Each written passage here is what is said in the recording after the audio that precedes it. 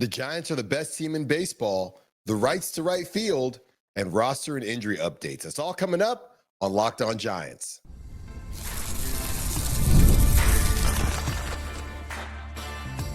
You are Locked On Giants, your daily San Francisco Giants podcast. Part of the Locked On Podcast Network, your team every day.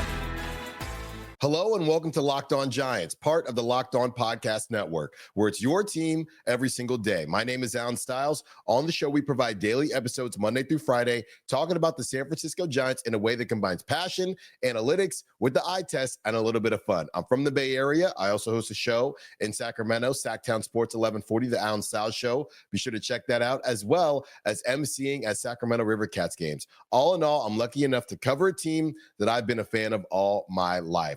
The Giants are the best team in baseball, the rights to right field, and roster updates, as well as injury updates. Today's episode is brought to you by FanDuel. Football season is around the corner. Visit FanDuel app today and start planning your future bets now. No pressure, no problem. The San Francisco Giants are the best team in baseball. Well, technically the second best team in baseball. Based on the last 10 games, the Giants are the best team in the National League at 8-2 and the second best team in Major League Baseball behind only the Texas Rangers, who are 9-1 in their last 10 games. But unfortunately, the Mets are 6-4, and hey, you gain 2 games, but in general, it's really out of your hands. And that's why I've kind of crafted this as no pressure, no problem, because the Giants started doing all this once they lost the ability to control their own destiny. It's still fun to watch. The Giants keep the W train rolling. They win 8-2. Kai-Wei Teng, good for you. Good for you. A lot of people, including myself, thought it would be a tough day for you at the office out there in Colorado, and you cook up maybe the best start of your young career. So I just want to tip my hat to you, sir, because of you doing that, and you impressed me and a lot of people. The rest of them, Drew Gilbert went 4 for 4 with the ding-dong Donkey Kong.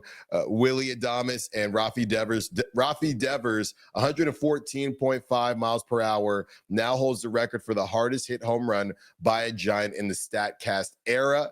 They homer as well. And these guys just can't miss right now, man. The situation is what it is. So we all just have to find a way to enjoy it. I spent some time talking about that yesterday, but it's a tough life complaining about your team winning. It really is. I will say this, though, because I haven't addressed this part of it. One other thing I wanted to mention, because a lot of people have been talking about this, is the draft position of the Giants. When they tend to have this too little, too late run each season, right now, according to Tankathon, they'd be drafting 14. And that's tough. Right? It's not something worth dwelling on, like I said, but I guarantee you, if it makes you feel any better, that everyone that isn't playing or coaching is thinking about that. They're thinking about that. Yes, the Giants fans pack out Oracle either way, but Buster Posey went 5th overall. Lincecum went 10th overall. Bumgarner went 10th overall. That type of stuff matters. And at some point, you have to either win with who you have or start to acquire some of those pieces. I know it feels like a confusing conversation because obviously everybody's trying to win out there, but Buster Posey understands that you cannot just sit in the middle. And it's one of these situations where they're coming into this, or Buster's coming into this saying, hey, we're just kind of getting rolling here. But Giants fans are saying this is what we've dealt with for the last couple years. And we're kind of over it. Now, again, Giants fans, very loyal, going to pack out that ballpark either way. But Buster understands that this is not sustainable, right? They're kind of stuck, not even in the middle. They decided that they wanted to try to go all in and at least get some playoff series in there, right? Go ahead and pay Willy Adames and pay Matt Chapman and go get Rafi Devers for the next 10 years. If you're going to do that, you need something to show for it. So if not this season, this has been the theme of Locked On Giants, really, since I took over. Next year is incredibly important. There's another guy, when we talk about Grant McCray during the roster updates who got pulled up, he's another guy. But it can, Heliot Ramos, it really goes for all of them. All of them that aren't on a huge contract that, hey, you can move me if you want, is guaranteed money in Major League Baseball. So all of these guys, including Buster to some degree, including Bob Melvin, next season is huge because they can't keep doing this and everybody knows what's happening. You can't keep winning when there's no pressure, right? Oh, we want to win for Bob. That's all fine and good, but that is not going to continue to save Bob's job. It's not. It's not. Look, in the moment, you can enjoy it. I can enjoy it. You can be annoyed. I can be annoyed. It's about what the Giants organization they truly want, right? I believe they want to win more World Series. That's what I believe. So they put themselves in a weird spot because they really shouldn't be. We're complaining about them drafting 14th.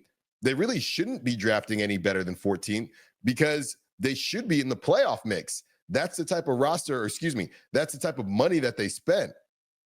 So when I've gone back and forth with people complaining about whether or not they have a quote unquote bad roster, there are holes in this roster. But what's interesting is drafting 14 kind of makes sense. You have big money guys that are helping you win games now, right? But on the other side, you do have holes within the roster, which is why you're in this position. So you're not in the playoff race, but you're also not bad enough to be in a position to where you're drafting top 5, top 7, right now, even top 10. So I think that as many fans are annoyed with this, Buster Posey, I'm not going to say he's annoyed, but he understands that you have to choose a lane. And if you're going to spend this type of money, you need a return on investment. Maybe not this season, but you got to start next season. You have to make the playoffs next season. Or ownership's going to look around and say, well, Buster, we gave you the platinum card and we're not really seeing anything different. We're just spending more money. Because let's not forget, the word on the street is that Farhan was brought in to help save money. They had some bad contracts. So now Buster, okay, let's spend some money now. We got our books right. We trust Buster more to spend our money, but you're going to have to see some return on investment. Maybe not this, obviously not this season, and this can be cute this season, but if I believe my opinion to be true in what the Giants are actually trying to do and trying to compete at a high level, look, maybe they're not. Right? Maybe, hey, Oracle Park, as long as Oracle Park is full, we're okay. I don't see that as the path for ownership. And I don't see that as how Buster Posey looks at this. So I wouldn't worry. I don't want to say it like that, but I don't see what happened this season being acceptable. I don't see that being acceptable moving forward, whether that's Buster Posey and the decisions that he's made, whether that's Bob Melvin, whether that's where we believe there to be holes in the roster, they were not good enough. And next season, they have to be better. Everybody has to be better, because it's one thing to do this and you're getting your books right? Oh, we're not good enough. We need to make a decision. It's another thing to be spending money and not really choosing a lane, right? Or being on the side of we're spending money and not winning. So that's where I think everything falls with that. These guys, you look at the even year World Series and they had high draft picks. That's just a reality. That's just the truth. When we return, let's talk about who has the rights to right field. Who would you go with as far as that right field carousel platoon situation for the rest of the season? Don't move. More Locked On Giants coming up. This episode is brought to you by Prize Picks, the daily fantasy app where making the right call can actually pay off. You and I make decisions every day, but on Prize Picks, being right means cashing in. With football back, Prize Picks is the simplest and fastest way to get in on the action. Just pick more or less on 2 to 6 player projections, and you can turn your takes into real prizes all in less than 60 seconds. I've been playing Prize Picks lately, and it's such a fun way to stay locked in for the season. It's quick, easy, and honestly, my favorite way to follow along with football. And the best part, even if one of your picks misses, Prize Picks invented the flex play so you can still double your money. Download the Prize Picks app today and use code LOCKEDONMLB to get $50 in lineups after you play your first $5 lineup. That's code LOCKEDONMLB for $50 in lineups after your first $5 play. Prize Picks, it's good to be right. The NFL season is almost here, and FanDuel is making sure you're ready for kickoff with a can't-miss offer. Right now, new customers can bet just $5, and if your bet wins, you'll get $300 in bonus bets to use across the app. I love using FanDuel because it fits however you like to bet. Player props, building a same-game parlay, or even jumping in live action as it unfolds. So are you ready to play? Download the FanDuel app now by visiting FanDuel.com to get started. That's FanDuel.com to place your first $5 bet. We have an important request. Locked On wants to hear from you. We've put together a survey to learn more about our listeners and make your favorite podcast even better. This is your chance to tell us what you like, what you don't, and answer questions about our advertising. Go to lockedonpodcast.com/survey to get started. Everyone who completes a survey will be entered for a chance to win one of 10 $100 Amazon gift cards. Again, that's lockedonpodcast.com/survey. You can also find the link in the show notes. Thanks for helping us out. All right, let's discuss the rights to right field, the right field battle. Drew Gilbert has 6 hits in his past 2 games. Matos has been hitting on fire as well. How do you handle their playing time? Oh, not to mention Encarnacion, who got injured right when he was starting to heat up. He is making his way back as well. The reality is the Giants can't spend big money at every position. Right field could be one of those cheaper positions. You figure out what to do and go from there. Right now, you have right field as a cheap position, left field as a cheap position, second base as a cheap position, and catcher. Or should I say non-big money positions, right? So I'm not really opposed to having them split time. The problem is Luis Matos was absolutely terrible in a platoon situation throughout this past season. I wouldn't call it the most even platoon in the world, but he did have opportunities and it didn't look great.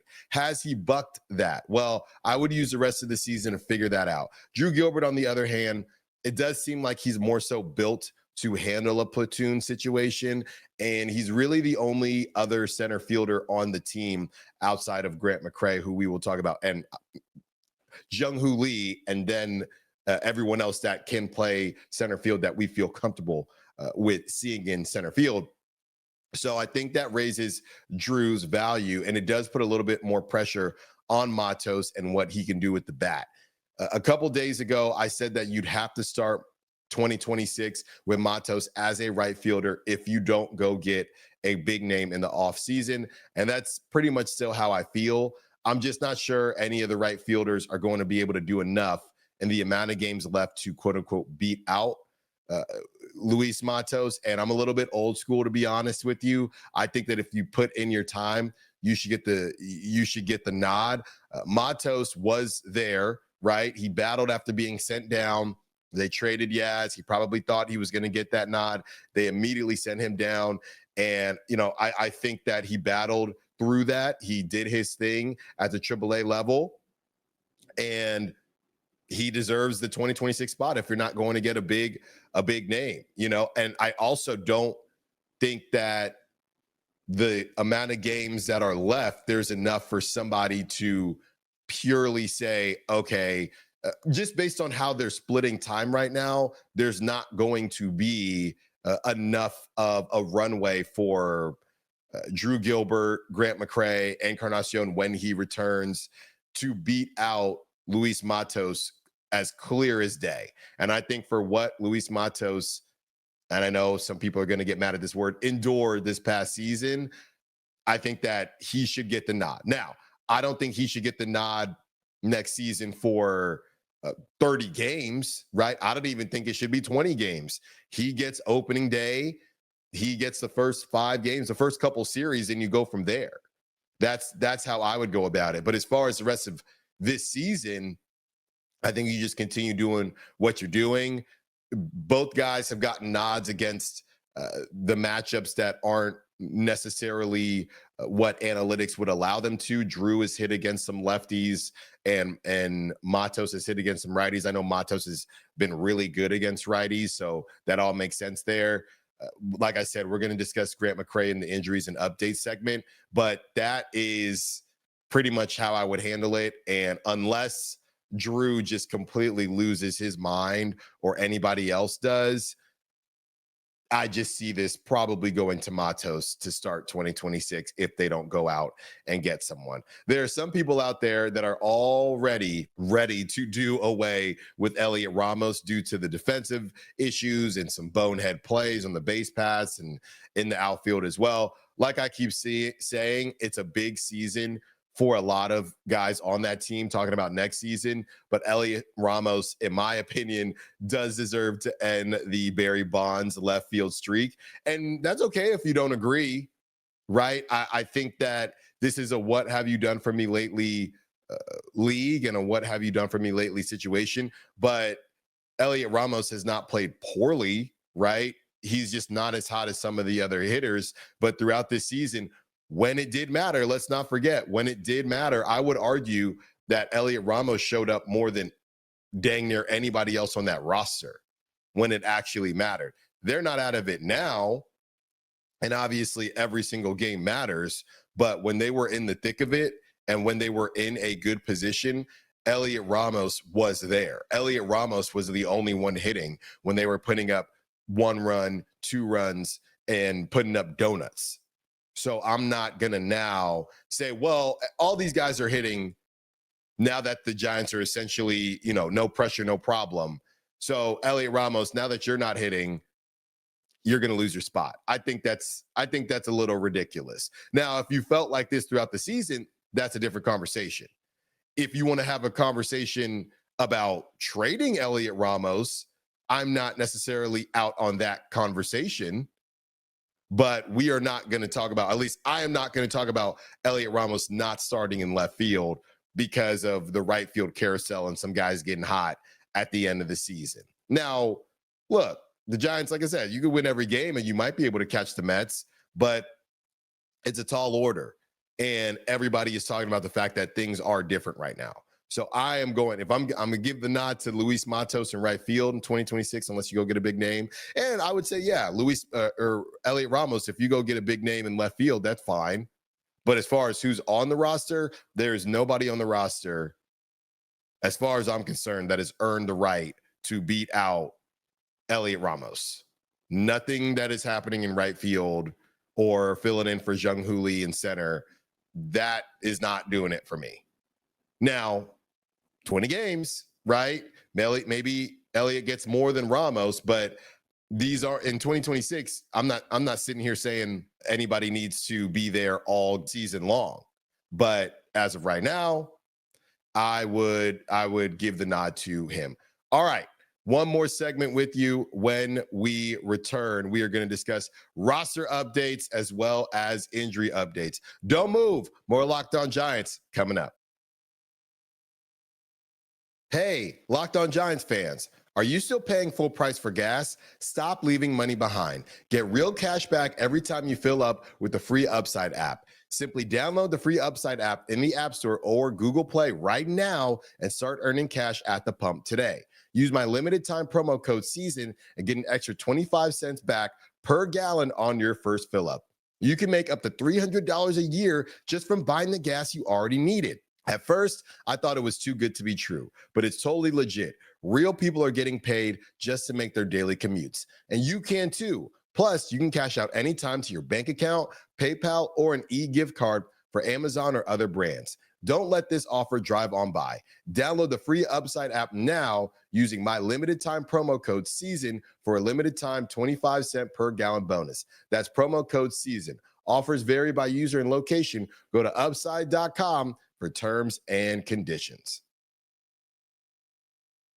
Last segment with you. It's time to get into some roster and injury updates. So yesterday, there were a couple moves made.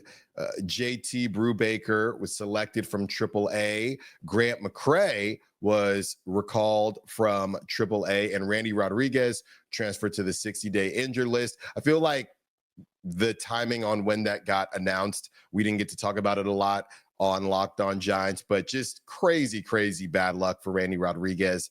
He's going to have to get Tommy John. And he was really the breakout star, right? Getting to go to the All-Star game and really allowing the Giants to stop the Camilo Doval back and forth and move on from him, which got the Giants some good pieces. We just talked about Jesus Rodriguez as well, that came through in that Yankees trade. So Randy Rodriguez kind of allowed for all of that with how well he played, and it's just unfortunate. Now, I know very similar to almost an Achilles injury, Tommy John is not the same injury as it once was, but we do know that takes him out of the season, or he's going to be out for, majority of next season, most likely all of it. And it's just a rough go. It's a rough go. So thinking good thoughts for Randy Rodriguez. He balled out this past season, so you hate to see it end like that. And on that pitch, you just kind of knew something wasn't right. Once you go, oh, let's go get a second opinion, that's when, okay, this is probably not going to end well, but hopefully Randy can get back out there and be just as dominant, if not more dominant, moving forward. Another name that is making his way back onto the big league roster. I was a little surprised they decided to go with Grant McCray again, maybe more so for defense. I like McCray.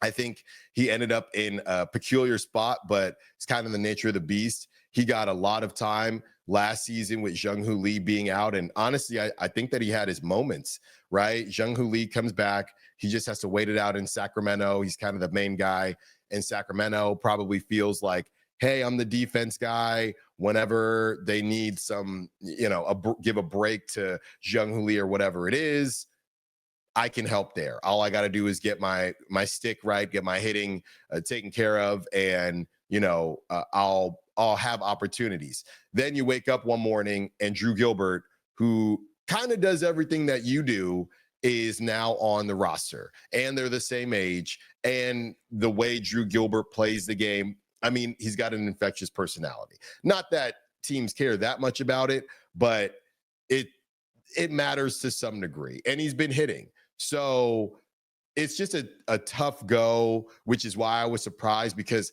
I'm not really sure where Grant McCray is going to get legit at-bats right now. The other part of this is Grant McCray. I can talk about Drew Gilbert, and any of these guys could get moved in potential deals during the offseason, but there's more coming. You look at those top prospects, and maybe the timelines don't add up that well, but Bo Davidson is not far. Dakota Jordan is not terribly far.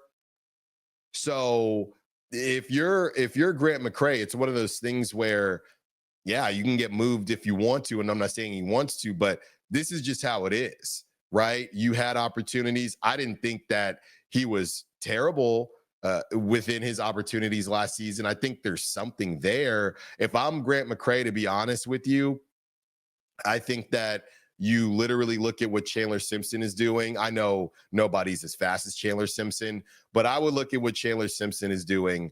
And I know Grant McCray is a bit wiry. He's got more pop than Chandler Simpson. Chandler Simpson's faster than him. But I think if you're Grant McCray, you just got to commit to being that leadoff type of guy and just scrapping your way on base, slapping the baseball. And it's coming back in style, right? There was a time where I always joke about Ozzie Albies because we're about the same size, and you got Ozzie Albies and dudes like that swinging out of their butts every single at bat. Things are starting to change a little bit. And Grant McCray is not a small dude, right? He's not super yoked, but he's wiry. That's how I would call him, about 6 foot, whatever it is, but he can get into some balls. I don't know that he needs to focus on that. I think it started organically. I'm not trying to go full Willie Mays Hayes on him, but it started organically last season. From what I've watched in Sacramento, I think he just needs to commit to being, hey, here's our guy that if we need a strong base runner or somebody that can just annoy the defense, we have Grant McCray. Because from the looks of it, I think he's probably faster than Drew Gilbert, and Drew Gilbert can run. And Drew Gilbert, I think, has more pop than Grant McCray. And Drew Gilbert is a better hitter than McCray. But I would probably say McCray has more range than Drew Gilbert. And their skill sets kind of trade back and forth. My point is, Grant McCray has to find a purpose on this team if he wants to kind of power through this log jam of outfielders. I think sometimes you get down to Sacramento, and I would never accuse them of not having a plan for them, but I think you're out there in Sacramento and you're playing every day, and it's hard to remember this is going to be completely different when you get pulled up. Grant McCray, there were days, obviously he hits leadoff. Grant McCray, for at least some of the season, has hit third for the River Cats. I don't really know why he's doing that. You know what I mean? He's not making the lineup, but it's almost as if practice how you play, right? Why is Grant McCray hitting third? He's never going to hit third for the Giants. So that doesn't really make a lot of sense to me. So, and we'll see what happens there. As far as Marco Luciano is concerned, he gets passed over again. And here's a really interesting note on Marco Luciano. He'll run out of options at the end of the year, meaning he must be in San Francisco next season or he'll be DFA'd. And with him basically being a full-time outfielder, there, again, just aren't a ton of at-bats running around there. And I looked this up. Well, I had somebody look it up for me on social media. Yeah, that stretch where they tried Luciano at second base, I mean, he got about 30 games between AAA and the big leagues, and it just felt like it was a bit short-lived. And I don't know, I'm kind of digging up the past here because there's no way you're going to throw him at second now. Okay, if you were going to throw him at second, it would have happened earlier this season.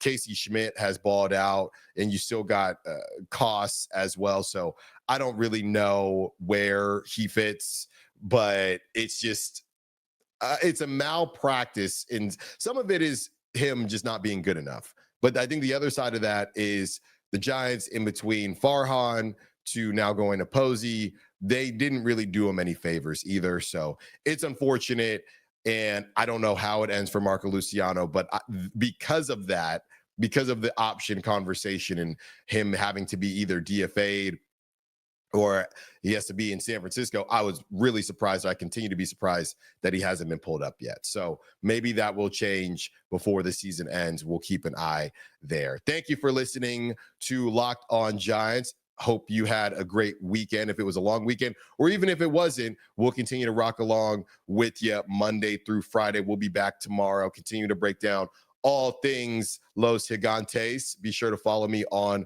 social media at _Styles Files, Styles with an I, and the Locked On Giants account as well. It's another big moment on Locked On. College football fans, Locked On and Fire TV present College Football Kickoff, your ultimate college football weekly preview. Drake Toll of Locked On Big 12 leads the conversation alongside two-time AP Coach of the Year Gary Patterson, former college star Jesse Holley, and Locked On's local experts. A college football preview only Locked On can do. Catch College Football Kickoff every Thursday throughout the season, only on Fire TV. We will talk to you tomorrow. Until then, peace.